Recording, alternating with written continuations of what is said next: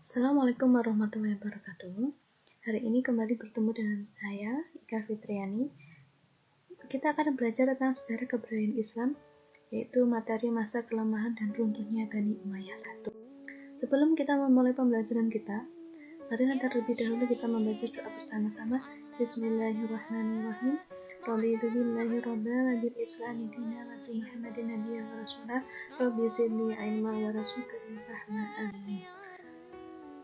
Pertama yang akan kita bahas yaitu masa atau fase lemah sampai fase runtuhnya Bani Umayyah I. Fase ini dimulai pada masa kekuasaan Yazid bin Abdul Malik, Khalifah ke-9 yang tidak bisa mengendalikan pemerintahan seperti kedua kakaknya. Walid dan Sulaiman, pada saat dia diangkat, banyak terjadi pemberontakan dan Khalifah Yazid sendiri tidak dapat mengendalikan pemberontakan tersebut. Kondisi ini terjadi sampai puncaknya pada saat pengangkatan dua khalifah dalam 1 tahun berjalan, yaitu putra dari Khalifah Walid, Khalifah ke-12 Yazid bin Walid, dan ke-13 Ibrahim bin Walid. Faktor penyebab mundurnya Bani Umayyah Damaskus. Pertama, faktor internal sistem monarki yang dipakai oleh pemerintahan Bani Umayyah dalam proses peralihan kepemimpinan memberikan pengaruh paling besar terhadap faktor lemah dan hancurnya Bani Umayyah I. Adalah putra mahkota yang diangkat menjadi khalifah, pengganti khalifah sebelumnya masih kecil dan kurang profesional. Kedua, faktor eksternal, munculnya kekuatan Bani Abbasiyah ditandai oleh ahli sejarah sebagai persaingan politik terhadap Bani Umayyah I yang pada saat itu telah menurun hampir di semua wilayah kekuasaannya. Faktor-faktor pemicu munculnya pemberontakan. Pertama, perebutan kekuasaan. Kedua, dendam. Ketiga, harta kekayaan yang melimpah. Kelebihan dan kekurangan Bani Umayyah I. Faktor kekurangan dari Bani Umayyah I pertama memakai sistem peralihan kekuasaan monarki yang menyebabkan putra mahkota yang masih kecil dan tidak profesional menjadi khalifah. Kedua, banyak wilayah baru yang ditaklukkan tetapi tidak dibina secara intensif.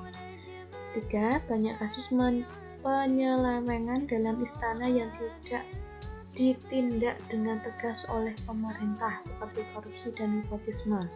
Keempat, pengangkatan dua putra mahkota dalam 1 tahun pemerintahan yang terjadi pada Khalifah ke-12 Yazid bin Walid dan ke-13 Sulaiman bin Walid oleh masyarakat, bahwa hal yang terjadi seperti itu menunjukkan ketidaktegasan dari pemerintah Bani Umayyah I.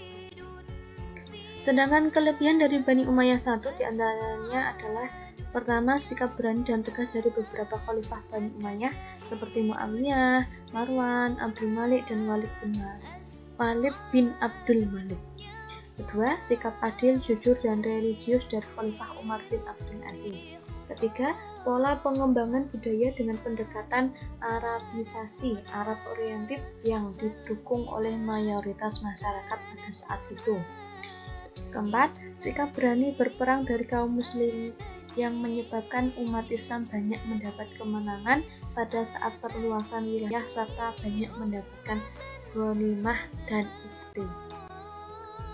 Proses runtuhnya Bani Umayyah I di Damaskus.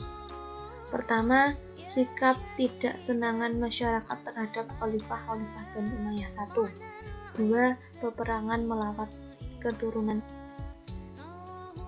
Faktor penyebab kemunduran Bani Umayyah I. Pertama, sistem pergantian khalifah melalui garis keturunan adalah merupakan sesuatu yang baru bagi tradisi bangsa Arab yang lebih menekankan aspek senioritas. Pengaturannya tidak jelas dan menyebabkan terjadinya persaingan tidak sehat di kalangan istana. 2.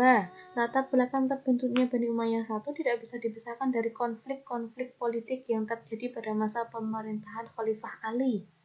Sisa-sisa pengikut Ali atau Syiah dan Khawarij terus menjadi gerakan oposisi, baik secara terbuka seperti pada masa awal maupun secara tersembunyi seperti pada masa pertengahan Bani Umayyah. Penumpasan terhadap gerakan-gerakan ini banyak menyedot kekuatan pemerintah. Ketiga, Pada masa kekuasaan Bani Umayyah I, pertentangan etnis antara suku Arabia Utara dan Arabia Selatan yang sudah ada sejak zaman sebelum Islam makin meruncing. Perselisihan ini mengakibatkan para penguasa Bani Umayyah I mendapat kesulitan untuk menggalang persatuan dan kesatuan. Di samping itu, sebagian besar golongan Mawali atau non-Arab, terutama Irak dan wilayah bagian timur lainnya, merasa tidak puas karena status Mawali itu menggambarkan sesuatu inferioritas, ditambah dengan keangkuhan bangsa Arab yang diperlihatkan pada masa Bani Umayyah. Yang keempat, lemahnya pemerintahan Bani Umayyah yang disebabkan oleh sikap hidup mewah di lingkungan istana, sehingga anak-anak khalifah tidak sanggup memikul beban berat kenegaraan tatkala mereka mewarisi kekuasaan. Di samping itu, golongan agama banyak yang kecewa karena perhatian penguasaan terhadap perkembangan agama sangat kurang. 5. Penyebab langsung jatuhnya Bani Umayyah I adalah munculnya kekuatan baru yang dipelopori oleh Abu Abbas As-Safah. Gerakan ini mendapat dukungan penuh dari Bani Hashim dan golongan Syiah dan kaum Mawali yang merasa dikelas duakan oleh pemerintahan Bani Umayyah I. Nah, demikian pembelajaran kita mengenai masa kelemahan dan masa runtuhnya Bani Umayyah I. Untuk penugasannya untuk hari ini, silahkan tuliskan beberapa faktor yang menyebabkan runtuhnya Bani Umayyah I. Kemudian setelah selesai, silahkan bisa menghubungi melalui WA. Sebelum kita akhiri, mari terlebih dahulu kita baca alhamdulillah dan doa kafaratul majlis bersama.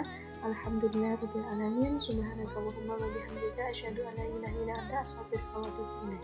Wassalamualaikum warahmatullahi wabarakatuh.